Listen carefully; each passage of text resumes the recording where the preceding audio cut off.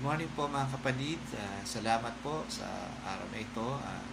Tayo po ay nakikisa sa ating online morning devotion. Salamat po sa biyaya ng Panginoon at nagkaroon po ako muli ng pagkakataon na mag-share ng aking devotion. At bago po tayo magsimula, tayo po ay manalangin. Panginoon, salamat po sa kalakasan sa araw na ito. Salamat po sa kapatiran sa presensya po ng bawat isa na nakikisa sa aming morning devotion. And Lord, give us wisdom, Panginoon. And Lord, nawa po matutunan po namin yung mga nais namin matutunan sa araw ito, Panginoon. And sa pagkatapos po namin devotion, kayo lamang po ang maitaas, Panginoon. Nagtitiwala po kami sa pangalan ni Jesus. Amen. So, akin pong napiling share o bigay ng devotion sa inyo ay yung Psalms 131 verse 1 to 3. So, buksan po natin ating mga Biblia sa Psalms 131 verse 1 to 3. Basahin po sa NIV, My heart is not proud, O Lord, my eyes are not haughty. I do not concern myself with great matters or things too wonderful for me.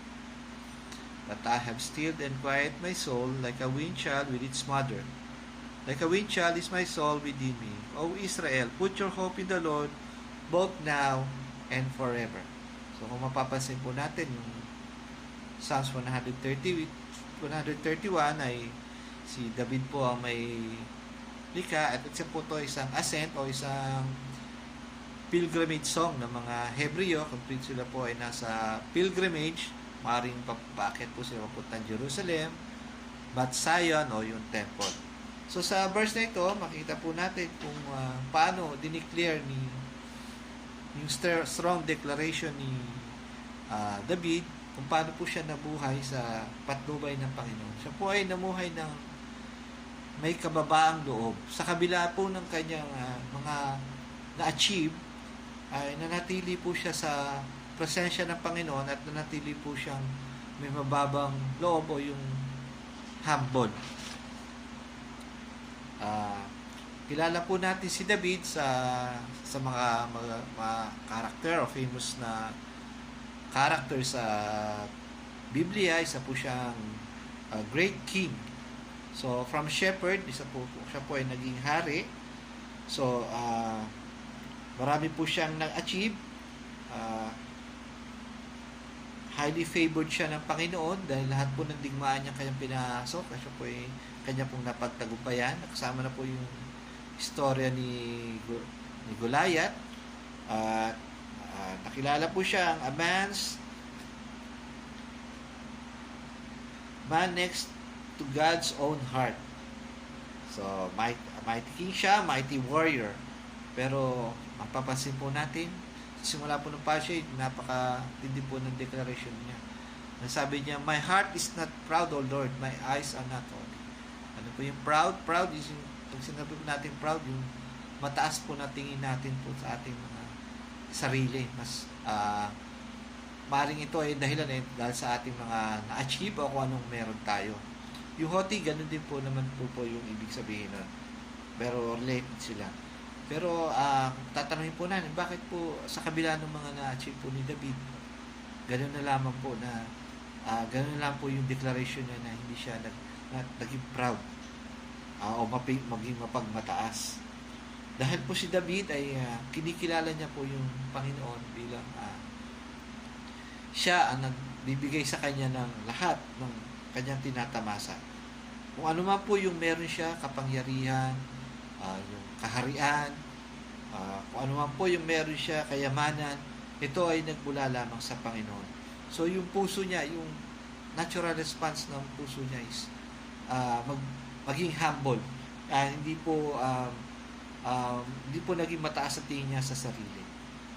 Sabi nga, humility is the natural response to God's holiness. O yung kababaang loob ay isang tugon sa kabanalan ng Diyos.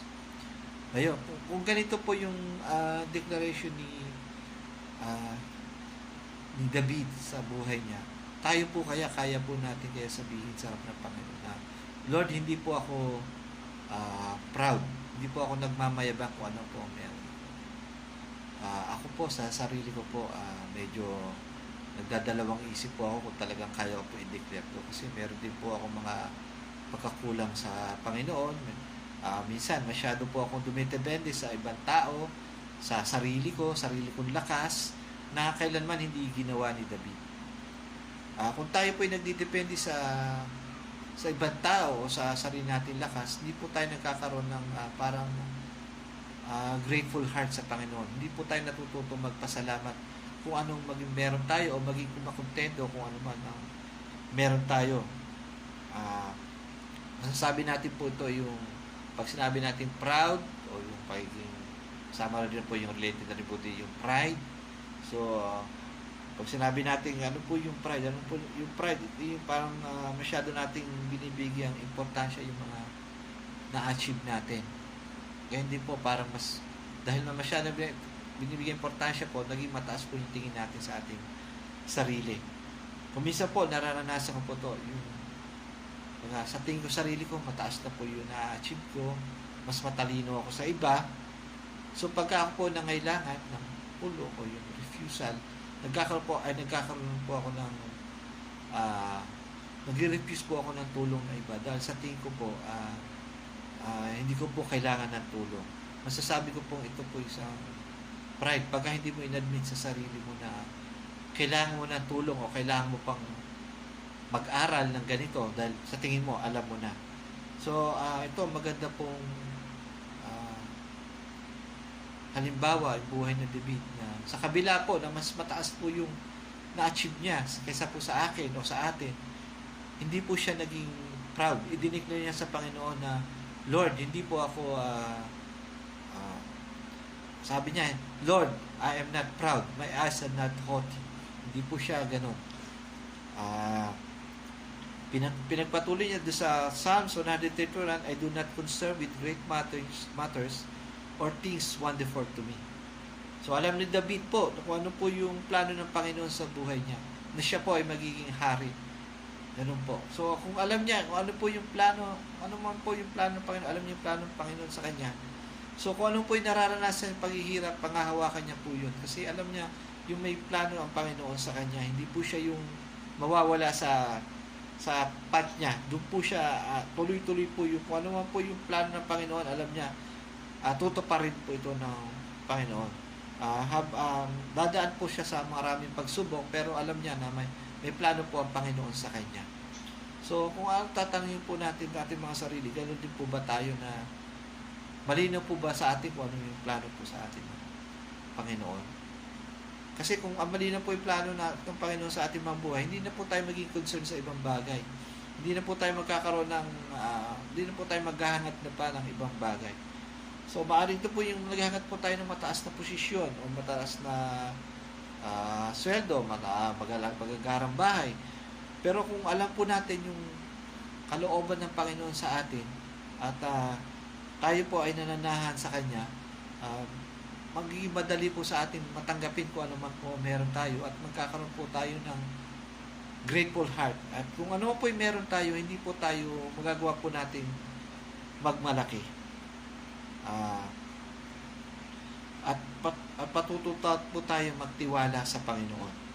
So, ang pangalawang nakalagay dito sa Psalms 131 verse 2, sabi naman dito na, but I have stilled and quieted my soul like a weaned child with its mother, like a weaned child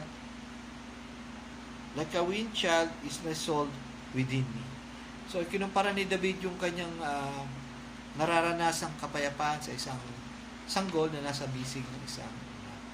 So, ang banggit dito na yung weaned child, ibig sabihin, ang meaning po ito, accustomed to or managing without something on which they have not become dependent. So, yung weaned child, yung sanggol ay nasa bisig ng nasa ina ay tahimik at o still o payapa. So, hindi na kailangan padidein or what or anything. So, binanggitan dito, weaned child o payapa na bata na hawak-hawak sa bisig ng ina. Sa buhay ni David po, hindi puro tagumpay rin po masasabi natin. Nakaranas po siya ng maraming pagsubok sa buhay. Nandiyan na po yung mga kalaban niya, yung hinahunting siya ni Saul, at nung nakaupo na po siya, yung mismong sariling anak niya ay gusto siyang patasikin sa kanyang trono. So, kaliwat kanan po yung nagiging problema na Saul noon. Pero sa kabila po niya na-declare niya sa Psalms 131, "But I have stilled and quieted my soul, like a weaned child with its mother, like a weaned child is my soul within me." Na-declare niya yun kasi yung focus niya hindi po dun sa mga nararanasan niyang problema, kundi yung presensya ng Panginoon na nasa kanya. Nandun po nakapokus siya. Mas pinahalaga niya po yung presensya ng Diyos na kahit anong pagsubok ang dumating. So, tayo man po, kung tayo po ay magpo-focus na yung Panginoon ay nasa sa atin, kung ano man po yung pagsubok na ating maranasan, at kung ano man po yung pagsubok na darating sa ating buhay, ay palagi ko mapagtatagumpayan po natin yan at nang may kagalakan sa ating mga puso dahil alam po natin na yung Diyos ay kasama po natin at alam po natin na kung nagtitiwala po tayo sa Kanya, siya po yung magbibigay ng kasagutan, siya po yung magbibigay ng solusyon sa ating problema. So at yung ikatlong verse naman ay yung si David ay nag-request sa Israel. David's request to Israel, nakalagay sa Psalms verse 1 to 3, "O Israel, put your hope on the Lord both now and forever." So ito yung testimony ni David, no? Sinabi niya, no, "O Israel, ilagay nyo, o ilagak nyo yung tiwala nyo sa Panginoon ngayon at magpakailanman."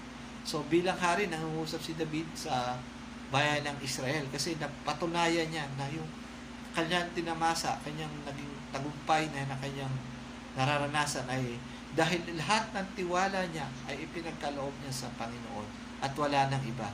So kung ano po, kung tayo po, kung ang tatanungin, o kung tayo lahat ang tatanungin, lahat po ba ng hopes natin ay tinatiwala po natin sa Panginoon? O meron pa rin po ba tayong ibang pinagtitiwalaan? Maaaring ito po yung pamilya po natin, kaibigan, boss, na palagi ko ay instrumento lamang ng Panginoon sa ating tagumpay. Kung ako po yung tatanungin, dapat yung hope natin, yung tiwala natin ay sa Panginoon lang po natin ilalagay at wala nang iba.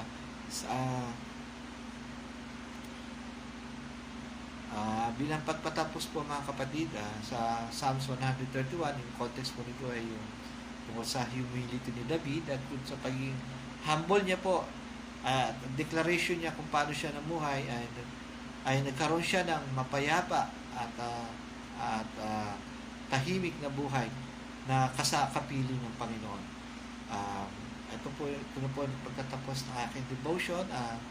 Maraming salamat po sa inyo at muli po magandang umaga.